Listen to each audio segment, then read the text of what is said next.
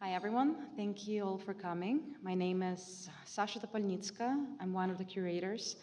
And together with Ashley Bigham and Betty Roitbert, we're pleased to welcome you at Constructing Hope Ukraine exhibition and at our second event of the exhibition this summer. Just to note, we have our last event happening on July 25th, which is just in a few weeks.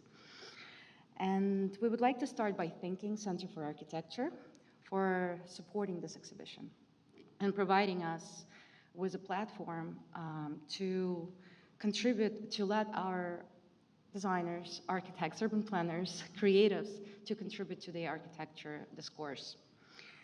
This exhibition on the upper two levels of the center includes work of resilience, imagination, and inventiveness on the part of our contributors in the face of the ongoing invasion of Ukraine. The work presented showcases how architecture skills can serve as a tool to direct outrage and grief into the effective action. It is essential to understand and learn from the ways architecture methodologies, construction practice, and design skills are used as a form of collective resistance in Ukraine.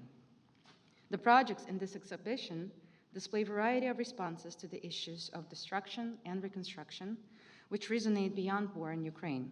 We believe that the built environment plays an important role in the care and collective healing of society. We believe that action and grassroots initiatives of those exhibited here resonate beyond Ukraine context and will engage in interdisciplinary and global audiences. Constructing Hope Ukraine is made possible in part by public fund from the New York City Department of Cultural Affairs in partnership with City Council. The exhibition is also supported in part by Architecture Design Independent Project Grant Program, a partnership between NISCA and Architectural League of New York. And a very special thanks to Razum for Ukraine, who made it possible for our guests to be here tonight and during other events. We are pleased to have Razum Chief Operating Officer Zoe Ripecki with us tonight to say a few words right after me. Ashley will introduce then our guests, followed by their presentation and panel conversation after. Now please welcome Zoe Ripecki from Razum for Ukraine to say a few words.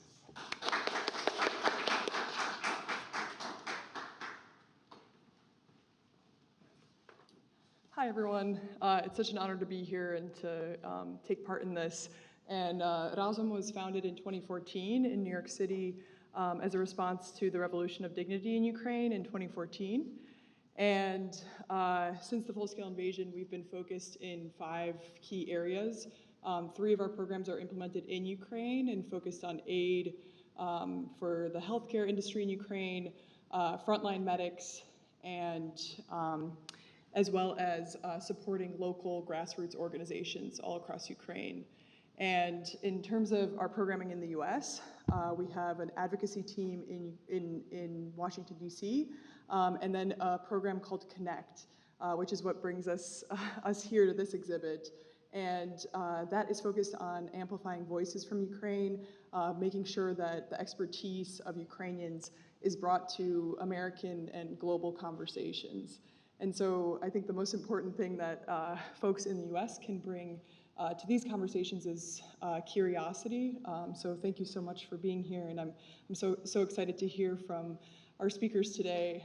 And this is an example of Ukraine being part of the solution. And I think when there's an opportunity to bring experts and experiences from Ukraine, it's an opportunity to make the world a better place. And so I'm just really grateful that we have this opportunity today to hear from you both. So thank you.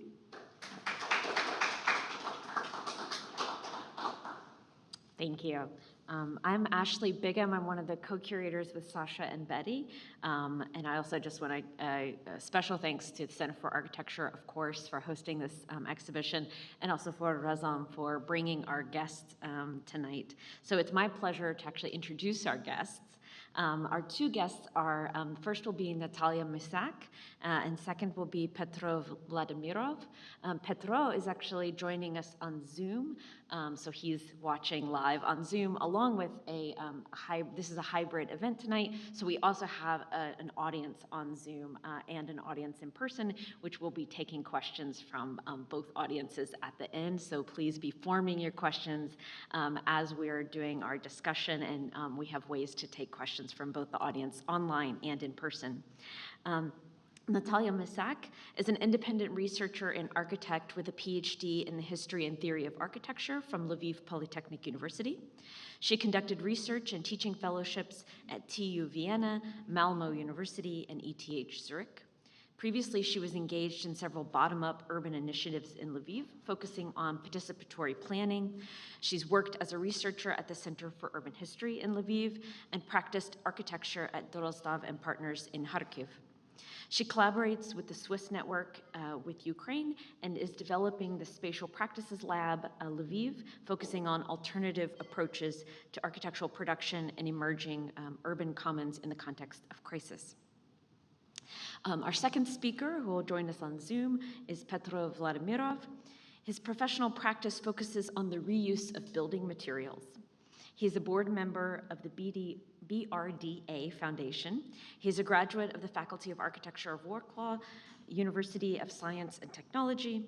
He gained architectural design experience at Henning Larsen Architecture Office in Denmark. He is also the curator of the Poetics of Necessity exhibition, which was awarded a gold medal in the Polish Pavilion at the London Design Biennial in 2023. Each designer will give a short presentation, one after the other, and then they'll all join us. Petro will be on the screen. Nataliia, Sasha, and I will join here for a discussion and also to take audience questions. Please, Nataliia.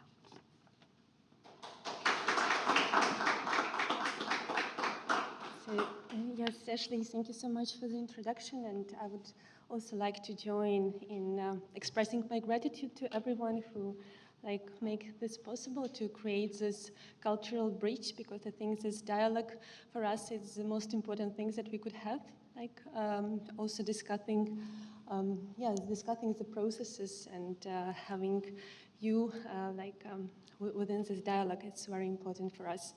And I would like to start, so I will retell a little bit about the video documentaries that you can also see as a part of this exhibition, but was highlighting a little bit certain aspects which I think is important in understanding the current situation related to this bottom-up initiatives and processes which are happening right now in Ukraine. And also related to architecture, but also related to the wider political processes. I just took as a title for this documentary, The Human Chain. Yes, so it's a form of demonstration in which people link their hands to show a political solidarity. And I think it's a very important metaphor, also for the architectural production, because like a civic society, after the full-scale invasion, was the first who reacted to the urgent need which emerged in very different spheres of life, also including the need for the space, for shelter, for providing different type of care for those who are the most vulnerable. And also it is connected how probably, if I could reflect, so Ukrainian society work as a horizontal network of actors, which also could be functional even if the, I don't know, if the center is not working sometimes or not working well, but the whole country works as this network of horizontal actors. And also I think some of the examples you could see also in the video how it works in practice. And the second concept which I would like to bring is also this urban commons, which are emerging in you. So yes, so if we are, yeah, so just like a definition, like a universal definition that also we differentiate common from the public and private, and we talk about the common resources as a material and not material, which is being cherished by a very certain community. That is have also some like added social value, which is also important beyond this community. So I think it's a very useful lenses to look like on the way how architecture was produced within the last century in Ukraine, I would say. And yeah, I think it's not depicted in the same way how I see it on my slide, unfortunately. Yeah, what was showing here as a graphic that, like, when Ukraine was part of the Soviet Union, the state and public is highlighted, like, because a state was the one who actually, I don't know, own, who design, who take care of the public space, but also like the urban realm in general.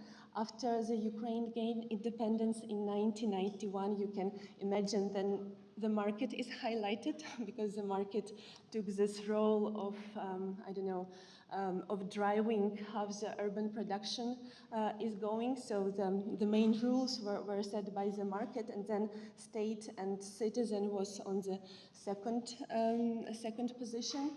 And also the events of 2014 of the Revolution of Dignity and the full-scale invasion a little bit changed this constellation of actors and the way how do they influence on the architectural production. And right now we have really like undefined borders because they are in the moment of negotiations and changing this emphasizes, and also the citizen and common became very important in this constellation. And yeah, so like we have a kind of social turn in architecture, which is very important to cherish and preserve.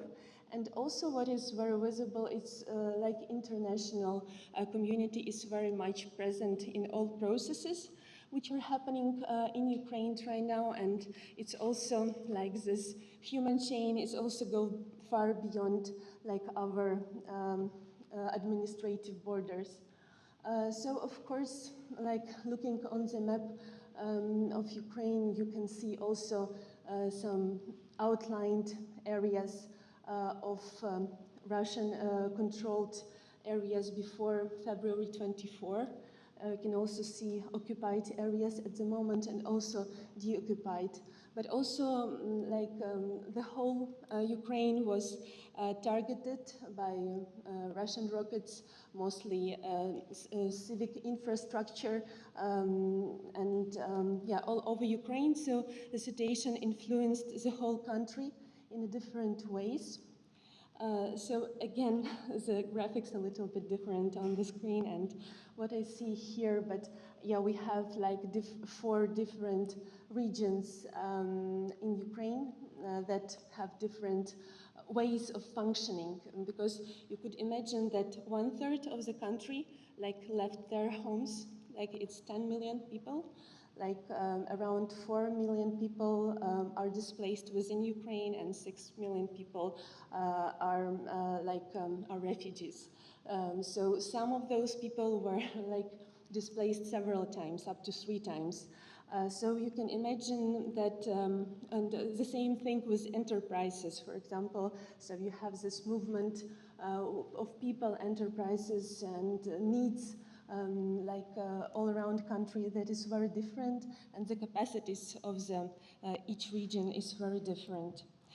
Therefore, within the documentary, I also tried to give the voices for people from all this, to cover and depict the wider picture of Ukraine, but also those who are who are like also not located in Ukraine, but very actively taking part in the different projects and supports different activities.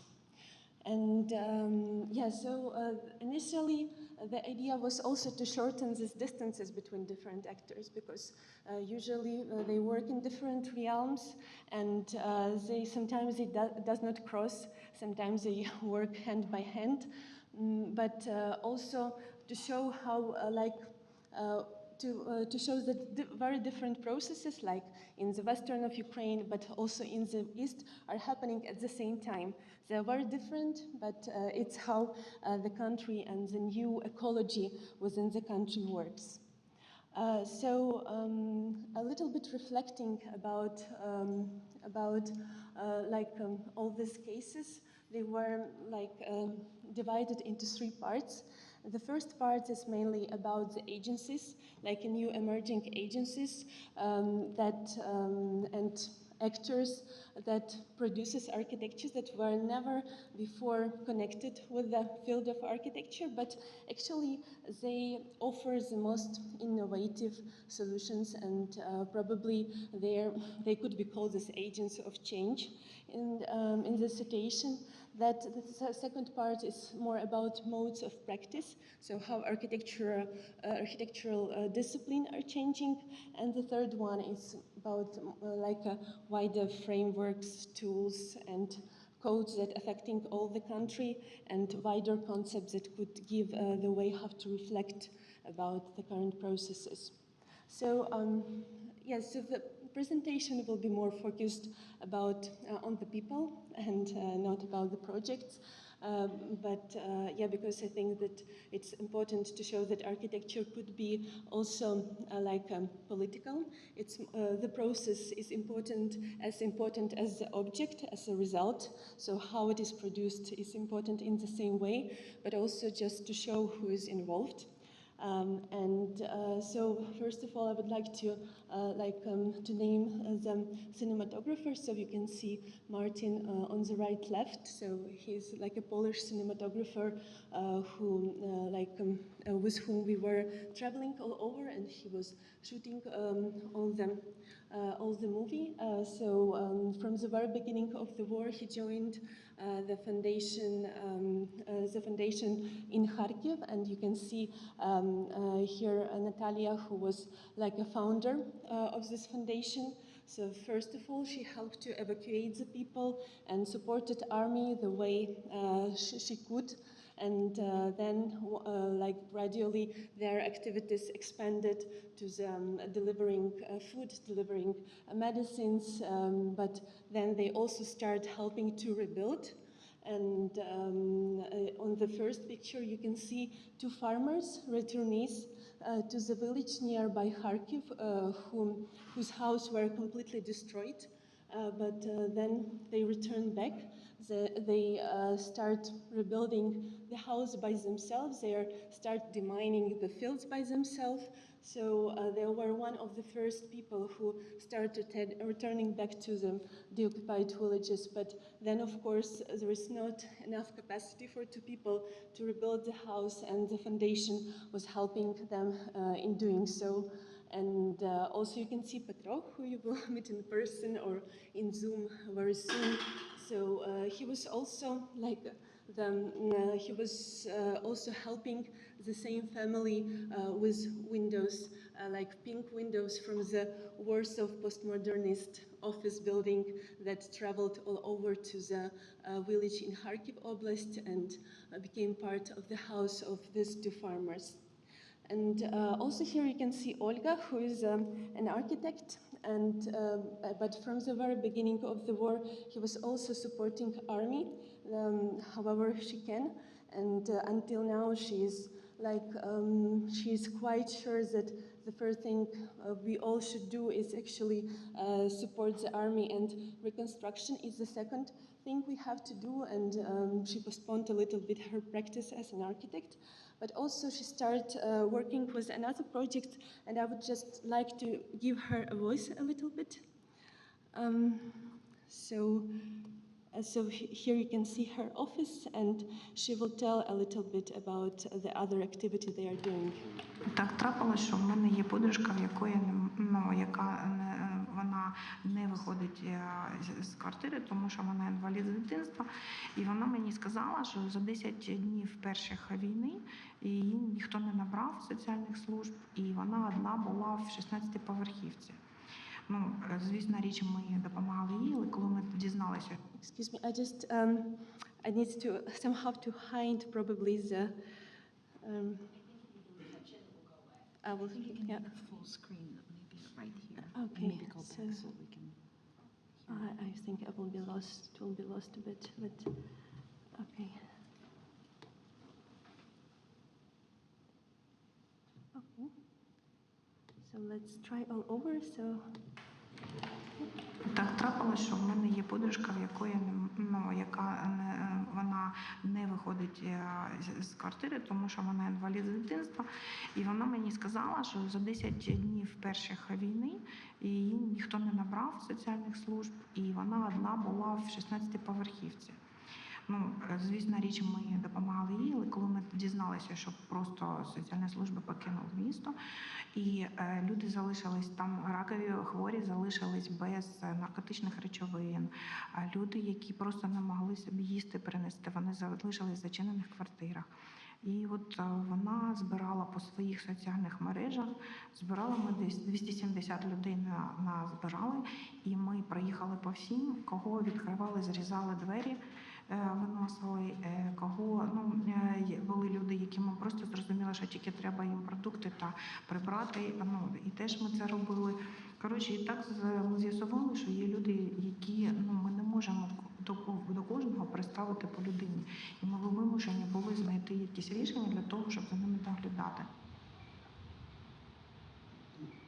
У мене є чудовий замовник, який згодився надати нам в оренду гуртожиток робітничий. Там дуже був він занехайний, але ми відмили і якось підремонтували. І, коротше кажучи, отак потроху у нас назбиралось, зараз у нас 22 лежачих, а всього там до 50 інколи буває людей. Але вони не постійні. У нас є люди, які 1,5 року і більше в нас знаходяться. Є люди, це просто, це не депресія, це таке місце, де можна сховатися від проблем, перебути їх і почати життя знову.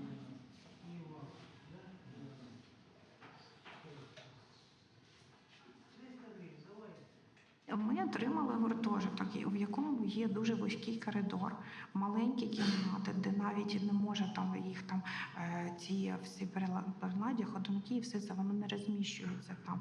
Дуже маленькі кімнати. І в них немає ні ізолятору, ні ліфту, щоб на другий поверх піднятися.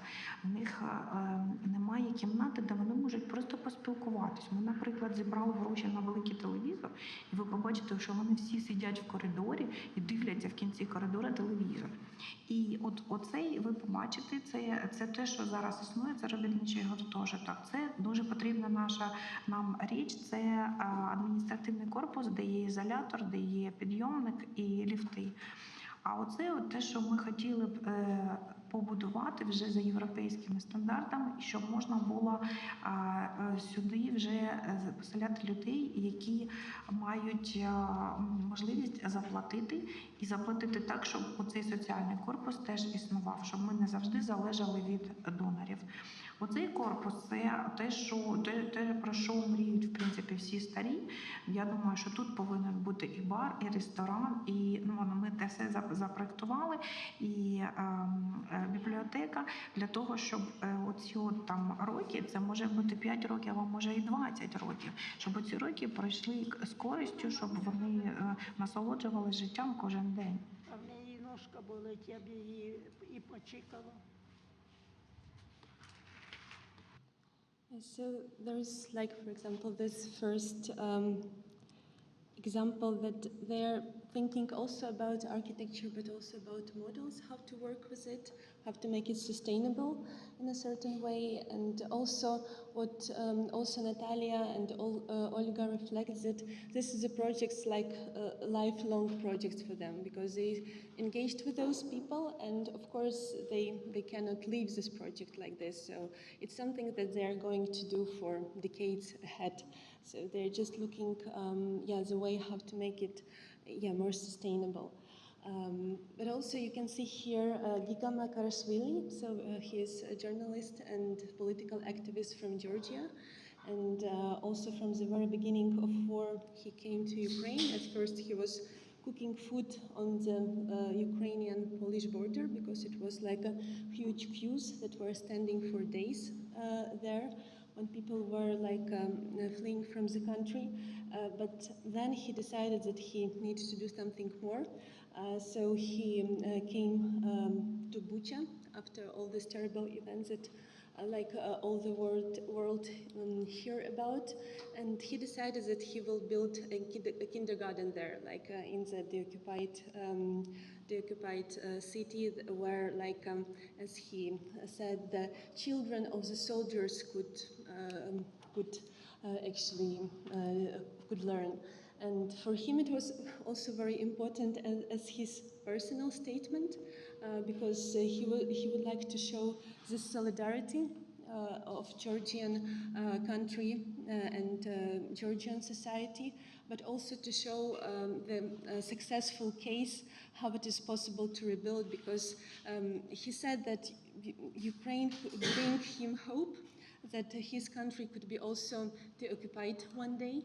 And one day he could return back to Georgia and rebuild Georgia the same way how at the moment he tries to rebuild Ukraine. He also engaged Georgian architects in the process, and he's telling about all the things as a person who was never dealing with architecture before, but now it's a kind of statement that he tries to do with this kindergarten near Kyiv.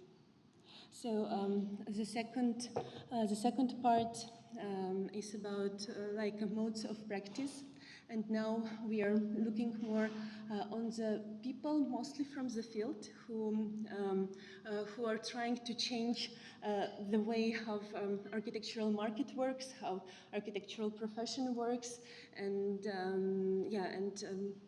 trying things to do for the first time. Most of them are saying that the projects that they were involved, it's something that they have never done before, and all of them said that time pressure was very visible for them, and it's also about finding new planning solutions, looking for new typologies, looking for new technologies, or dealing with the resources that you have in a certain creative way.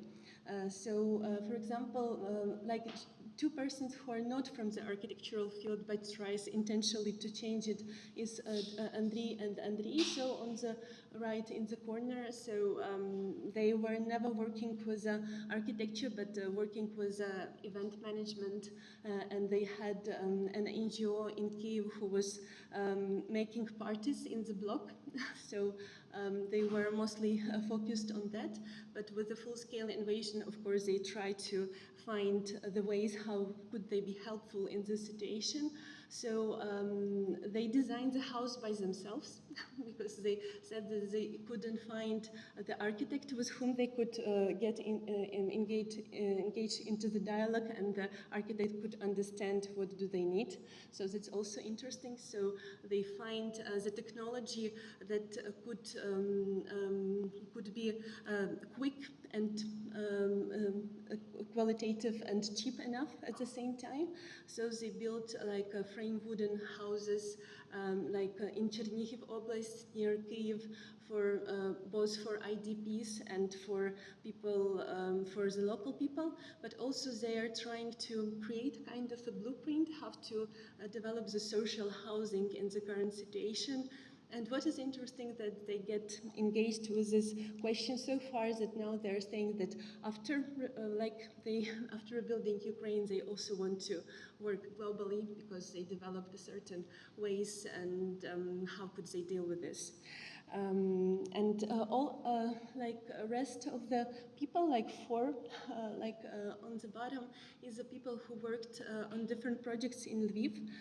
So Lviv is a city on the west of Ukraine, so it's in a certain way it's much safer than the rest of the country, and it became a kind of humanitarian hub and hosted a lot of like IDPs, internally displaced persons, but also it became from the city of IT, culture, etc., into the city of medicine in a certain way. So this project, which is called Unbroken, it's a municipal project that tries to give like a qualitative medicine service for people who were affected by war, so they don't have to leave the country in order to receive it abroad, but just to create all infrastructure here.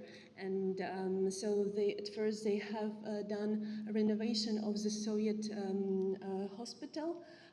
They built a prosthesis workshop. They are constructing social housing for people with reduced mobility. They are creating like new, also extending the campus of the hospital in order to give like a wider spectrum of medical services.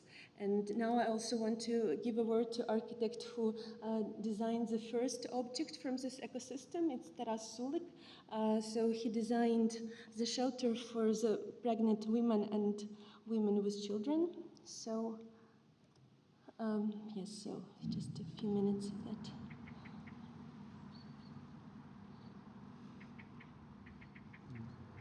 As I remember, in March, I had a phone call from the City Council, from the Department of Architecture, with the invitation to help and to design a structure that could fit the people that lost their homes and that happened to be in our city. Well, everybody understood that what we are doing is literally the drop in the ocean, and we cannot host everyone because there were thousands of people in need for help. That's why the city decided to focus on most vulnerable people and ended up with providing a shelter for mothers with their children. So that was the top priority, who is gonna live here.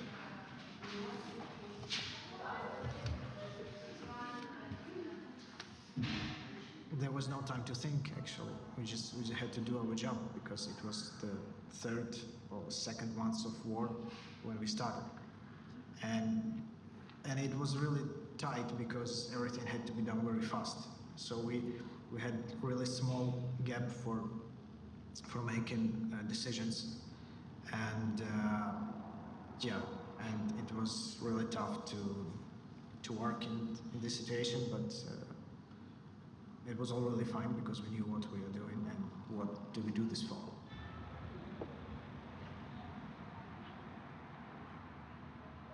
We had a task to accommodate certain people, and we had a task to use the exact materials from the company that provided those materials. So we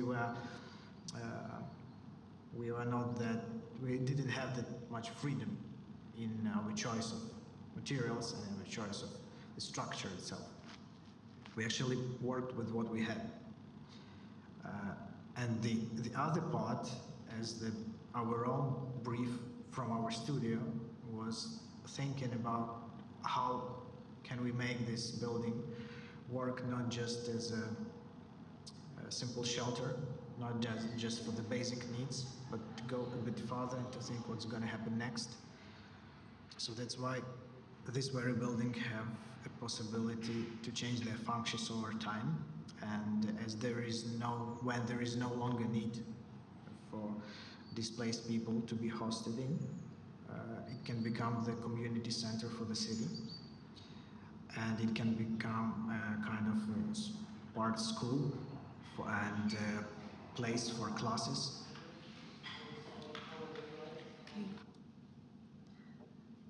So it's just a short glimpse of what we what was the first shelter in Lviv, like designed within this ecosystem of Unbroken. And I would not stop today on this on the frameworks, because it's mostly about these wider concepts. It's about new urban codes. It's about digital tools that could help for the communities all over the country. It's a reflection about the new ecosystems that is being created within Ukraine after the full-scale invasion. But also voices from the municipality, how actually this all projects was possible to implement by very precise surgical, preciseness, right? Was working with the architecture. So just wrapping up. The situation of war has very big impact on what is happening, and the narrative changes really much. Like we have this already third conference in Berlin about Ukraine recovery, and we can also see how narrative is changing. So on the third one, last one that happened this June, the main thing was not have to rebuild, but actually have to preserve as much as possible, not to allow to destroy more. And it's very important to remain realistic in this situation, and I think that these bottom-up initiatives actually they shows what is the most important, because they cannot do more than they have resources, that they cannot do something that is not relevant. They are always at the needed places and do what is the most important for the most vulnerable people. Therefore, I think it's very important to cherish this heritage of wars that we received in the field of architecture. And first of all, it's about keeping this short distance between professional and user, because for this bottom-up initiative, sometimes it's even one person, right? So it's something that we try to do in the field, but it's something that is already happening in reality. So it's very important to keep them active, to learn from them.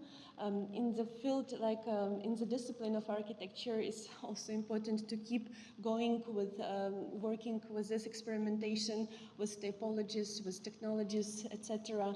And also it's important to rethink it in the wider scale, like as I mentioned, with these digital tools, or to think how the central government could be useful in supporting all these local initiatives that already exist. So that's it.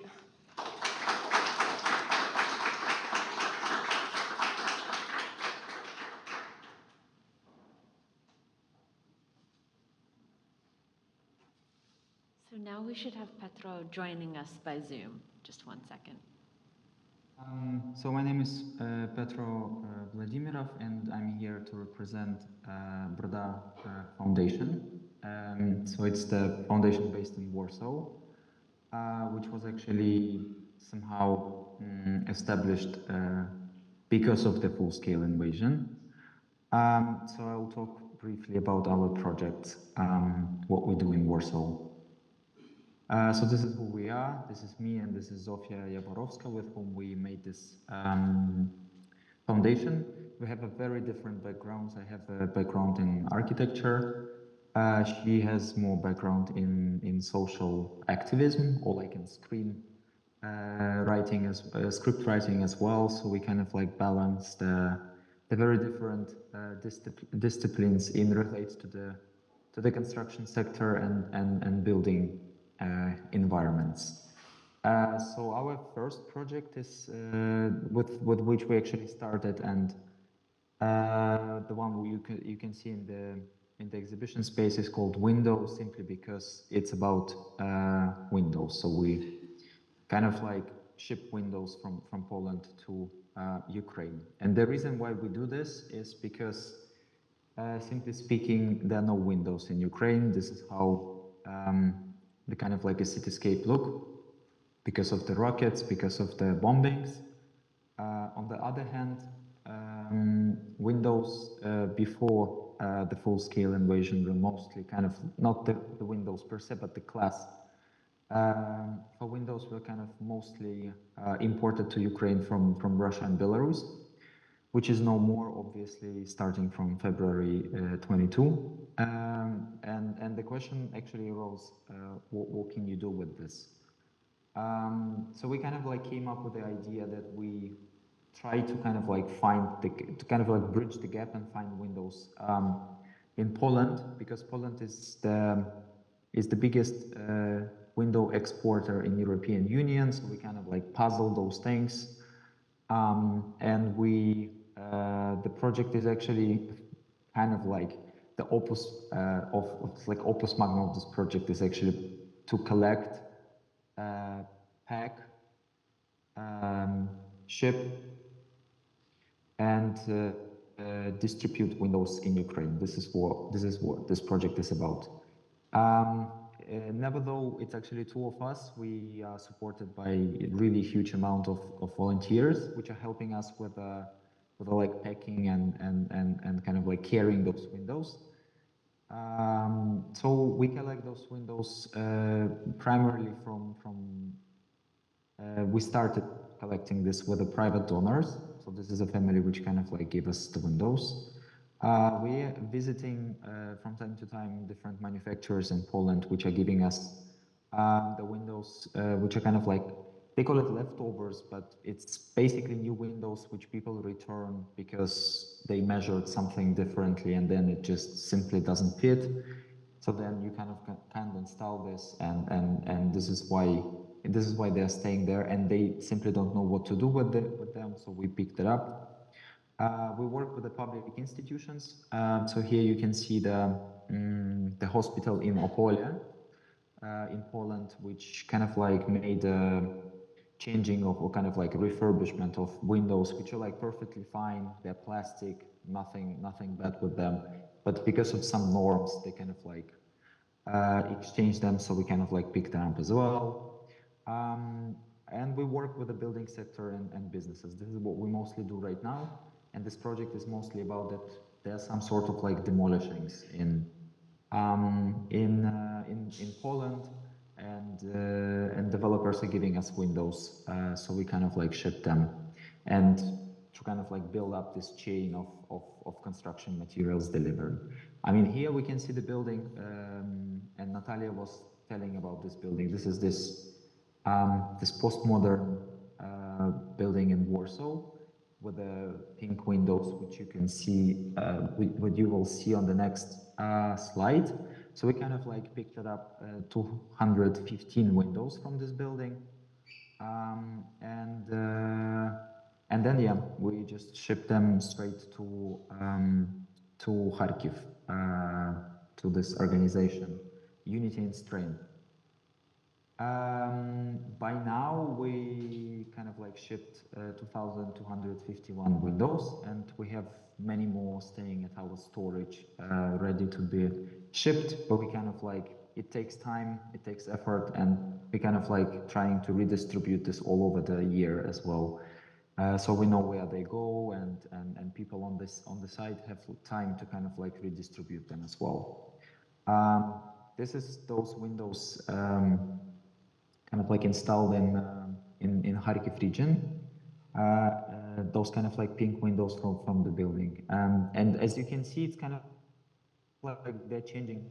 The very one building element is changing the whole kind of like the landscape of this village, because kind of like accidentally it appears that like most of the buildings there have this very unique and very specific and very particular pink windows.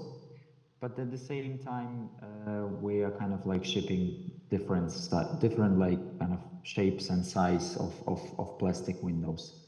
The system works the way that we have a kind of like a partner organizations in Ukraine, and we kind of like work with them in a way that we are responsible here for kind of like finding the windows, organizing the transport, and kind of like the whole delivery stuff, documentation, administrative things, and they are responsible for redistribution this and kind of like giving us the feedback, the kind of like documentation as well. We are not really pushing them with this because it's really kind of like a war situation, and on site they have many other things to do, not just like making pictures how those windows looks. But sometimes we got those pictures, we have like many of them.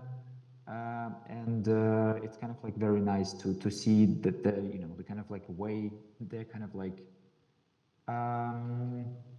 montaging this, because in the middle, for instance, you could see that this windows that was basically a vertical window which they installed horizontally, or for instance on the right that you can see that they are building up something, and this led us to the kind of like very idea to make a catalog of different kind of like problematic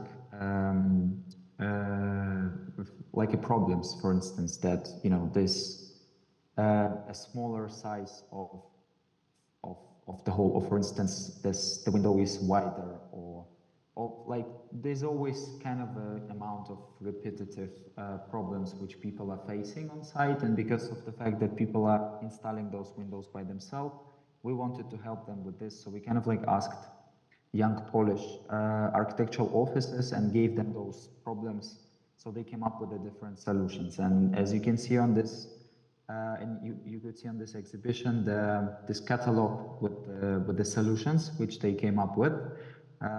It's kind of like over, I think, 100 something pages. IKEA made catalog, something like you can very simply do it by yourself, and the whole picture looks basically like this. So you could step by step make it by yourself. So we kind of like, with the windows, we distribute this publication there, and we always help and ask people to show this or give it somehow to people as well, so they can do it by themselves. It's obviously here in English, but we translated this to Ukrainian, and it's mostly kind of like in Ukrainian. So the next thing we did, because obviously it's kind of like somehow changing, and we are working with architects, with the different architects very closely, and mostly with the TLO architectural office. So we got the insight that basically we kind of like opened the Pandora box, and it is about charity. This project is the core of this is obviously charity, but it somehow kind of like opened up the door for something which is called material reuse for us.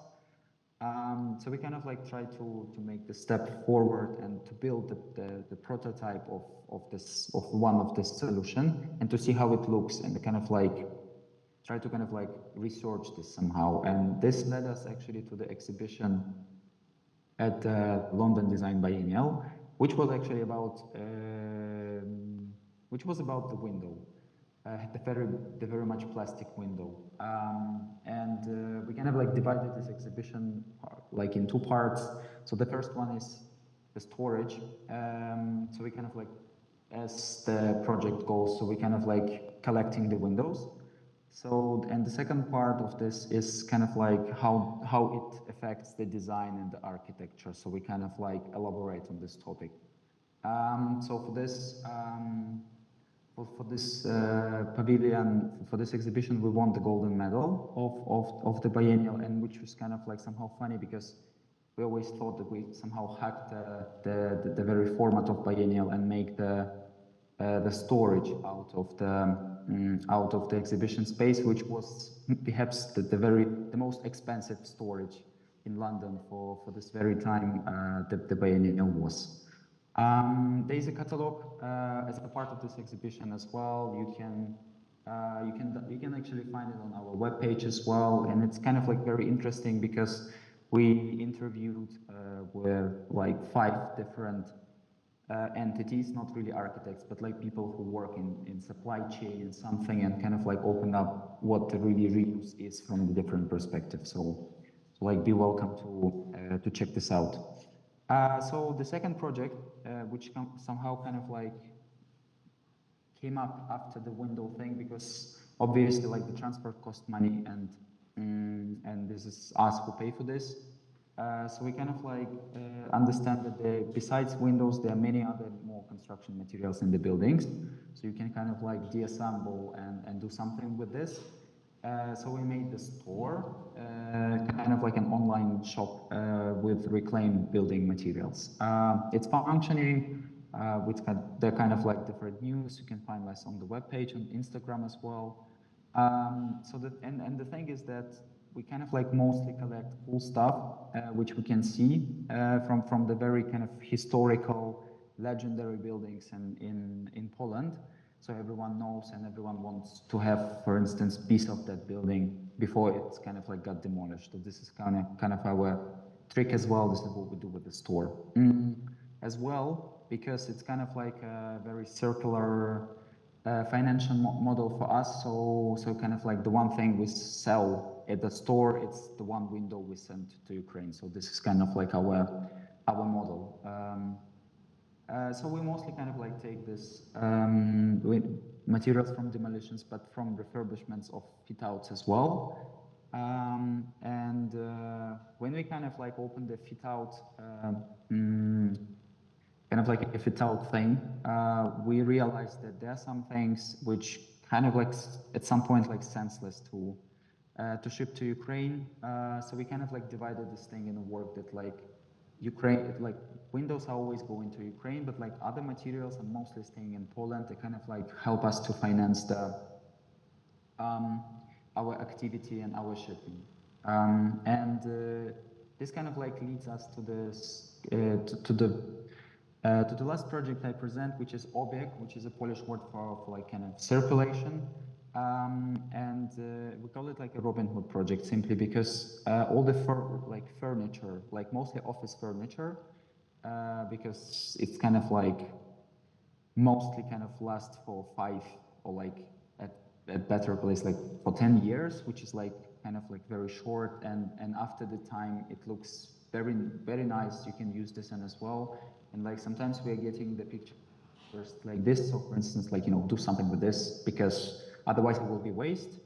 Otherwise it will look like this simply. So we kind of like came up with the idea that there are many other like organizations on site here in Warsaw and in Poland as well, like kind of like schools, Ukrainian schools or Polish schools as well, which kind of like need a furniture. So we kind of like just give it to them.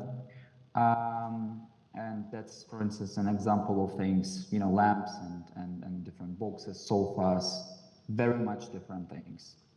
And kind of like we always have attention to explain this project because on the one hand, if some of you in the commercial real estate, you know that like everyone is kind of like looking for this ESG points and obviously like we, you know, because of the fact that this furniture goes to social organizations and schools, they got this point, but at the same time, it's a very much support for NGOs. It's just a glimpse of, I don't know, 8 organizations which kind of like picked up things from this kind of like office, from different offices. And for now, we kind of like, with this project, we helped 55 NGOs and schools. We kind of like saved them $90,000 US, so they kind of like can, you know, spend those money for their projects, not for buying furniture. And we saved 25 tons of construction materials not to become waste. And that's it. Thank you.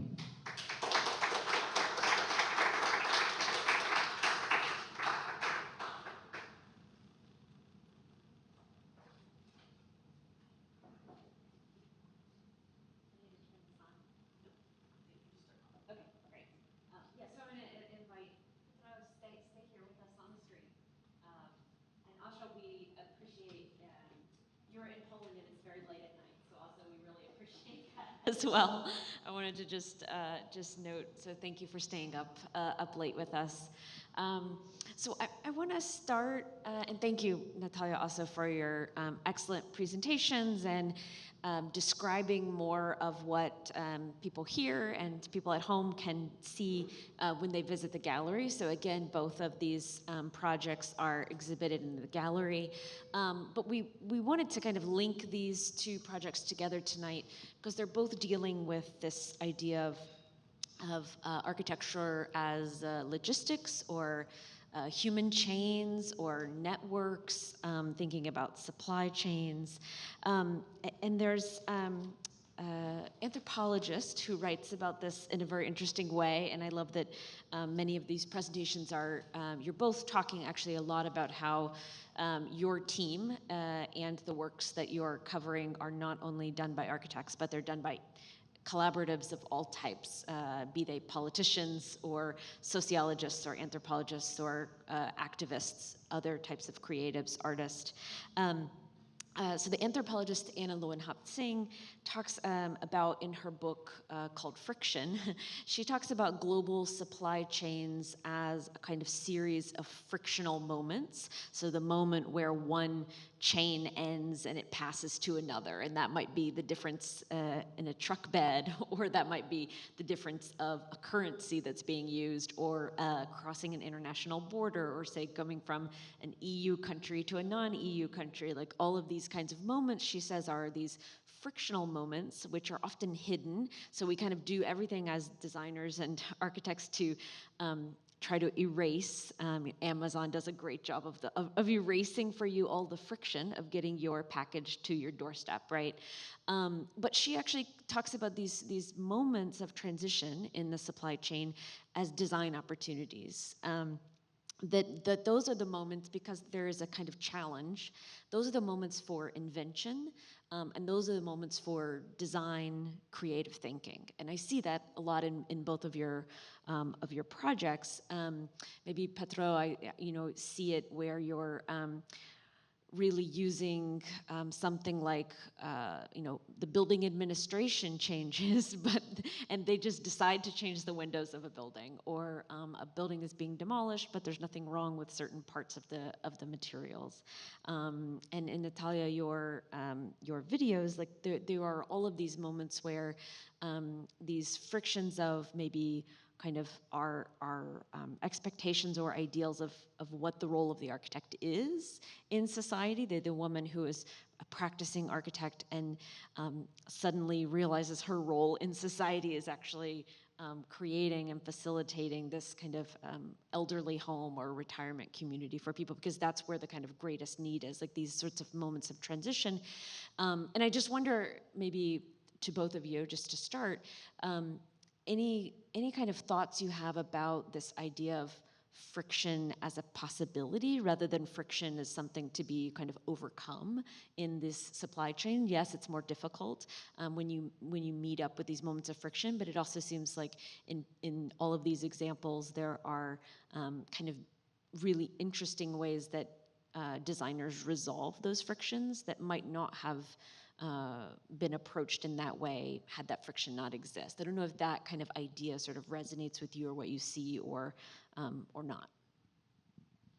Yeah, I will try to start answering this question.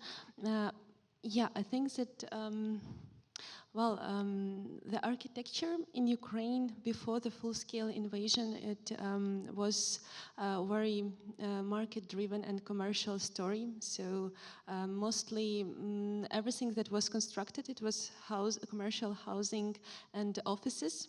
So there was like no idea of the social architecture. So there was some initiatives that were mostly focused on the public spaces, but they were not always treated seriously.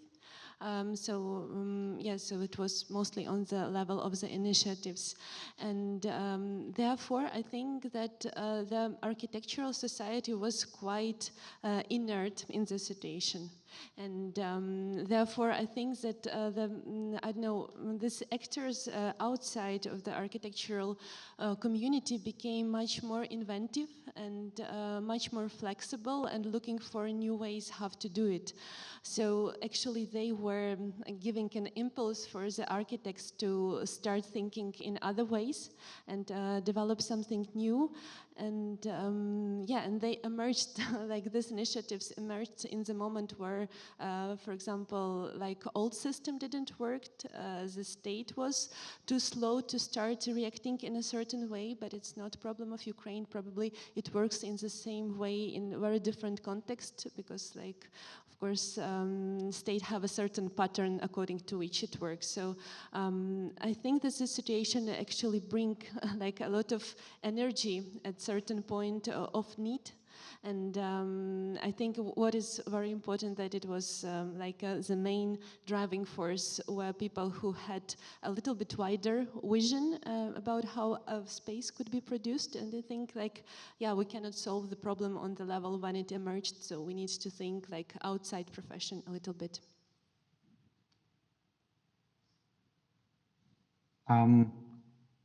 I think I actually like to say that it's a very nice kind of like metaphor, or like, I don't know, like a concept. Because I think like pretty much the history of Ukraine for the last 30 years is a friction. And I mean, this is how I think really this is how it works. And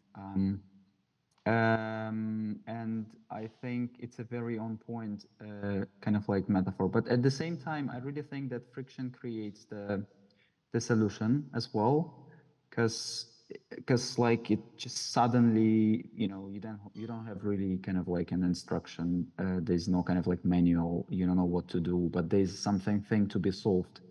And this is why this kind of like tension between kind of like problem and solution is very much in the core of the design, I think, as well. It's kind of like very kind of problem-solving discipline. And from this point of view, obviously, like when we kind of like got this Windows shipment as a kind of like as a first thing, like suddenly we kind of like handled the very supply chain. So we delivered this, and then it appeared actually that the size is different, and and it's kind of like we made this reverse engineer, which is not kind of like a common thing as well. And then we kind of like suddenly realized that there are certain problems to be solved, like architecturally, and then we kind of like gain these people and the architects in the team, and then it's kind of like solved suddenly everything. So I think like a kind of like an attention and the friction between different parts of this like process and the supply thing is a very important. Yeah, one more kind of point, and then I also want to just suggest that at any moment, please raise your hand if you have a question. We can take questions. I can fill in questions if there are none. Also, if you're online on Zoom, I believe you can type in your question, and those can be read out loud. So please join in the conversation at any moment. I also want to just kind of talk about maybe the communication methods between architects, designers, people who have been trained in a design field, and those who haven't, because again, it seems like each of you is working in a robust team of people who have a kind of background in a design field maybe, and those who don't. And I'm kind of curious in the sort of working, maybe I'm kind of, I'm sort of a logistics nerd as well, or like an office managerial type, and that I love understanding how people work. And I'm wondering what are the kinds of ways that you found for communication, maybe between actors in different, beyond the kind of, obviously we have things like Zoom and we have, we're WhatsApping and we're text messaging, but like, how are these, like, what forms of organization? Is it through drawing? I think the manual, the window manual is a really good example of obviously the power of illustration over text very often. I think that's what makes that kind of IKEA Nataliia format really work, that there's very little text and the illustration kind of explains everything. Obviously, drawing and illustrating is something that designers are trained in, but what are the other kinds of communication methods that you've found that are maybe really good at bridging that gap between people of different discipline backgrounds? Either one. That's a question to either one of you. Petro, could you start? Okay.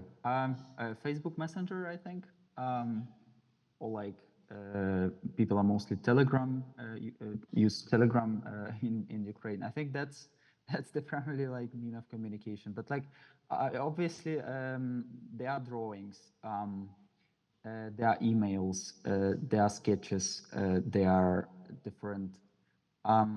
I actually really think that like from our side, from what we did at the foundation, which I mean, it should be stressed, I think, because we're not really designing anything. Because I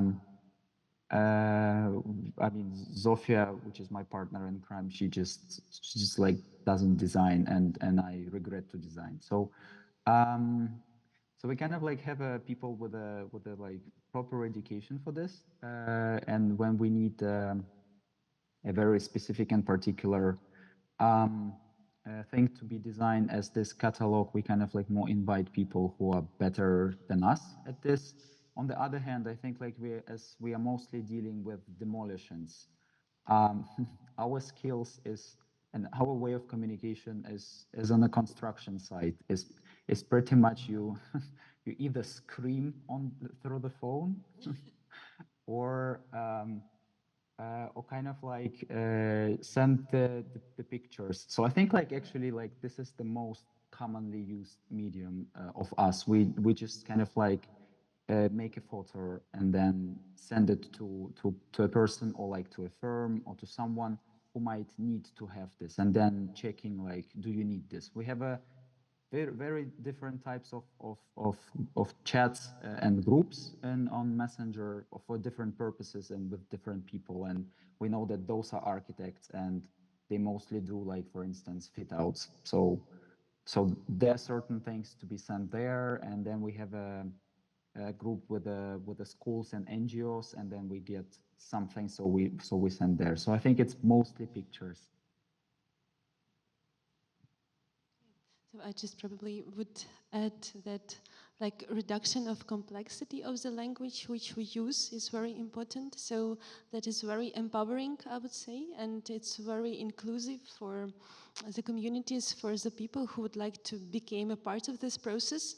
And I think that, yes, so the different mediums is very important to also to look at, because like from many, I don't know, volunteers, I hear that, that they found just a video on YouTube how to build or how to reconstruct, and it was like the best way for them to learn from. So they just open YouTube and go to the site and just start doing the same things, and it worked in a certain way. So I think it's also very important for us as a professionals just to reduce a little bit what we're doing and to empower people with knowledge.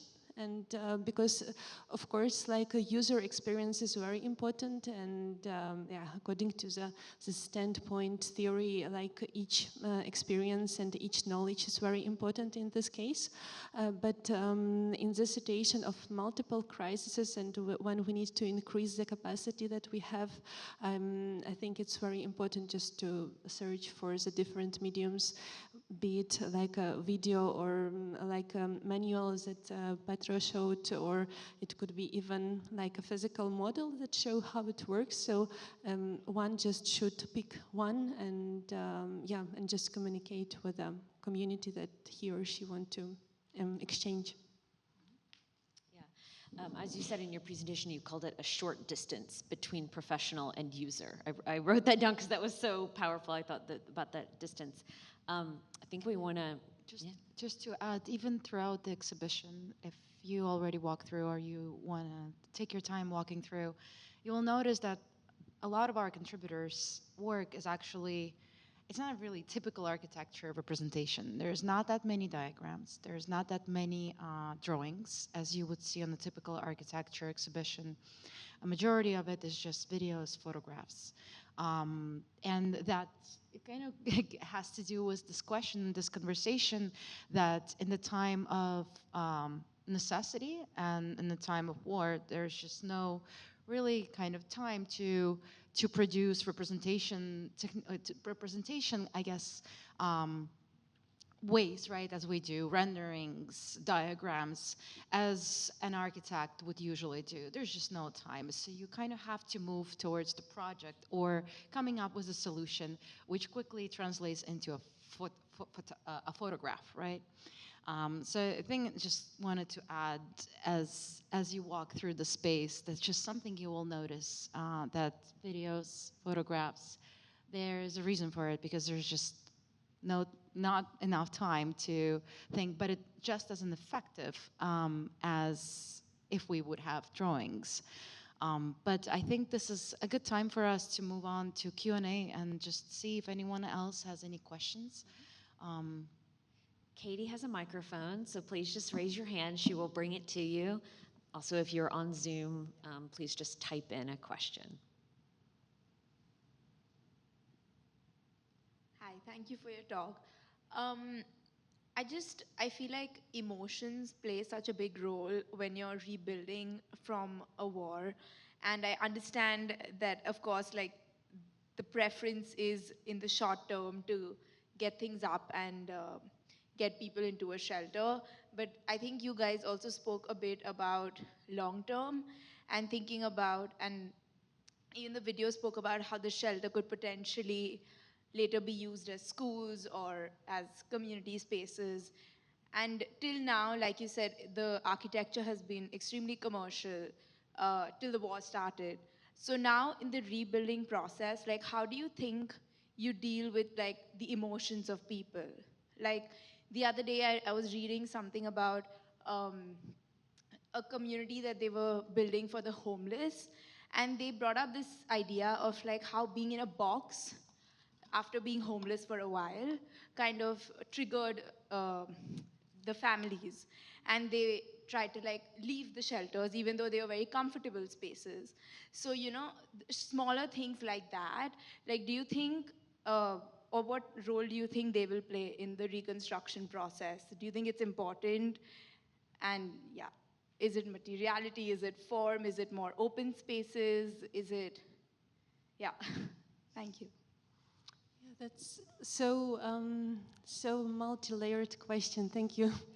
And I don't even know from which part to start, but of course, like emotions is very important. And I would even say that, so it was an interesting process because from the very beginning of the war, it like with the first two nations, it became very precise projects, but it became also like the need for people to have also hope, right?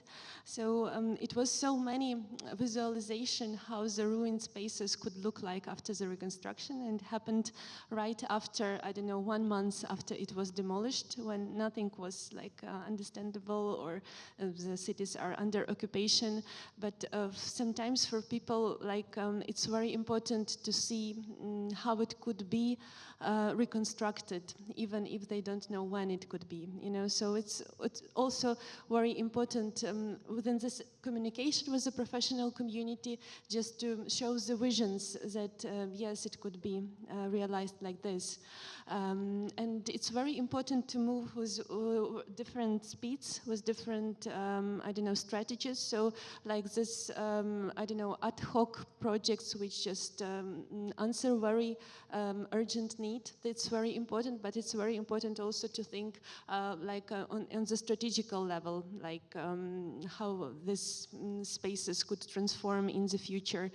And it's also very different in very different regions of Ukraine. So we have like the eastern one, which like the, I don't know, that's a very unpredictable situation. And in some villages, there is also a threat that they might be, I don't know, closer to the front line. So those people who return back might be displaced again because of the situation. So it's like very different from the western of Ukraine, where like more strategic projects could be designed. But as for the quality of the project, I think the discussion was from the very beginning, because when we have these modular settlements, they raised really, I don't know, wide discussions that it's not proper conditions to live in, and we don't have to, I don't know, construct those settlements to create kind of ghettos, and we don't know for how long could it last, and just to from the very beginning to think about something more proper, because it's also about even short-term decision. It's about dignity, and it's also about staying in a nice place, because for the mental state of the people, like beauty is also important, even if it's very done with very simple things. So I don't know, it's a very wide question, so just some answers. Other questions from the audience? Yeah.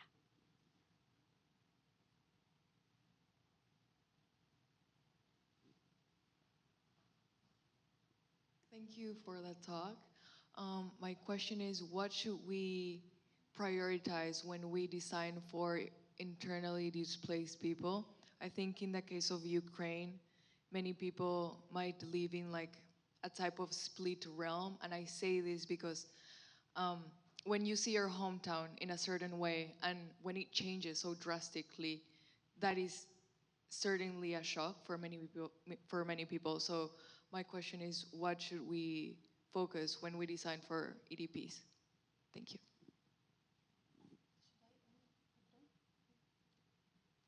Okay, so I could start and just ask Petro to join with answering. I think that the first thing, it's very important to not to empower actually them. To understand what like internally displaced people need at first, not just work with the numbers, but work with portraits, with the people, with the precise persons, and to understand, what are their, I don't know, what do they need in general. We know that it's quite complicated, because some people were displaced like 2 or 3 times, because, for example, at the place where they came, for example, they could receive a housing, but they don't have work. At certain places, they are distant from their community. So it was so many questions arose that make life of displaced people quite complicated.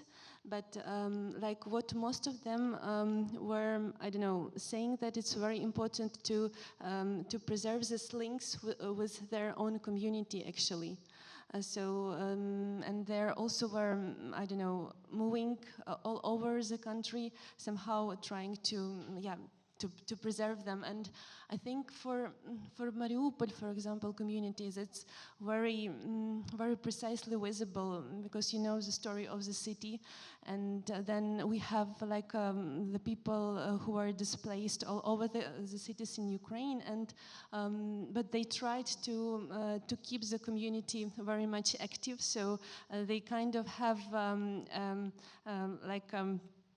I don't know, like a community centers in the big cities, and like each, I don't know, in a certain period of time, they have this joint Zoom calls within all the centers in order just to exchange how do they deal, how are they? So that is very important for them. Also, like while talking with these farmers that also in the film, so they mentioned that it was so important for them when they returned back to meet the people that were also returning back to their place. But also it's important to somehow to make it possible to have them routines that they have before. I never thought about it, because like I grew up in the city, but for them it's very important to work with earth as farmers. And they were even ready to demine their own fields with their own hands, just in order to proceed with their activities that they were doing before. So I think that first of all, it's about very simple human things. I would say, just to see like people as persons and just to preserve it.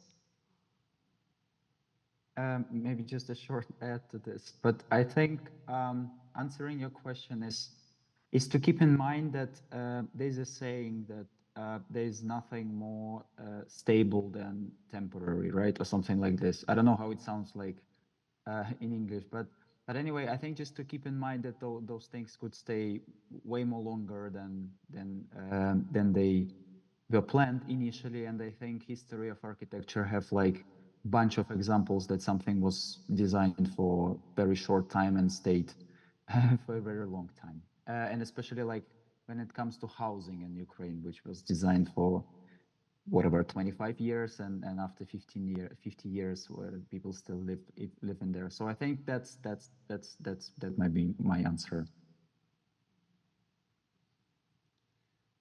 Other questions from the room or from Zoom?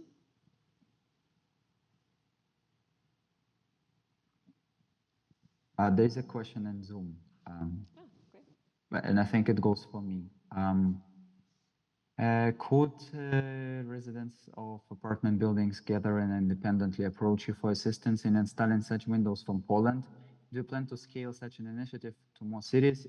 Is there widespread experience in installing windows in the eastern and southern regions of Ukraine, or is it initiative more suited to urban areas? So, answering, we are mostly shipping those things, windows,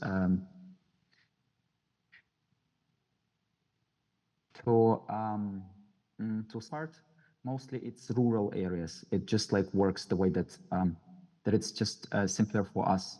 And there are organizations who are kind of like rebuilding those areas because they were like initially occupied, so now they're occupied and people are returning back, and then they need those windows to kind of like live there. So that's the answer for it. It's answering as well this part where like if they can kind of like come to us to directly. So I think it's better to kind of like work with the organizations on site in Ukraine with whom we work. If we can scale this up, definitely. There are many windows in Poland. There are many kind of like demolitions in Poland. Windows are perfectly fine. It's just a question of budgeting and like finding a finance, because at the end of the day, it's kind of like no one can pay for this because like the construction sector is paying for kind of like disassembling this, and that's a huge cost. And kind of like Ukrainian organizations in Ukraine, they're kind of like they have no funding to pay for the transport because it's very costly. And sometimes there are protests in Poland on the border between Poland and Ukraine, which kind of like skyrocketing prices as well. So it's kind of like us as our foundation, which pay for this. And because of the fact that it's not really a business, but it's like more kind of like a charity thing, it's always hard to find a finance for this, and there are no grants for this as well. They simply don't exist. So obviously, like there's a huge potential. There's a huge need as well in Ukraine. It's just a question of like how to find a proper partner for this. I think we already at 7:30, just a little pass. I do want to fold in a few questions that have been asked about IDPs and what do IDPs need. Actually, the next event that we're going to be hosting on July 25th, we're going to be discussing housing. We're going to be discussing how to provide a necessary housing, what comes into kind of this how does care and beauty comes into place, even in the moment where one would probably not have time to think about it, and how important that is. We will have two next contributors, will be a project that you see right on this level above, Kohat and Metalab, coming to present their work. And please come back to where we will be able to fill in some of these questions more, also in addition to what Nataliia and Petro has been telling us. We might have time for one more question from the audience, if there is one. In addition, I know some people came in right at 6 and maybe didn't get an opportunity to walk through the gallery. So I think also if we want to wrap up now, that would actually give everybody a chance to also meet and greet everyone here, make new connections, but also spend a little time looking at all of the projects, the ones that here that Sasha was just mentioning, who will be here July 25th for the next event. Also, Nataliia and Petro's projects are both up in the very top gallery on this wall here, the video and the information about Window Project. But please take some time and spend and learn about all of the amazing designers, contributors, nonprofit organizations. If you want to learn more about any particular interesting organization or project you see, where possible, we've added small QR codes around the exhibition that often link to their website information or even a donation link if you are feeling generous tonight. And so we really, really hope that you will kind of spend some time and learn more. Really, this is an educational exhibition. We want to share the amazing work that's being done in Ukraine. Are there any more questions? Well, Thank you very much. Thank you for coming, and thank you, Petro Nataliia. and Nataliia. Thank you so much. Thank you, Thank you. Petro, Thank you for having us. staying up with us, and Nataliia for traveling here from Ukraine. So we're so happy to have both Petro, of you. you can go to sleep now. Thank you. Thanks a lot.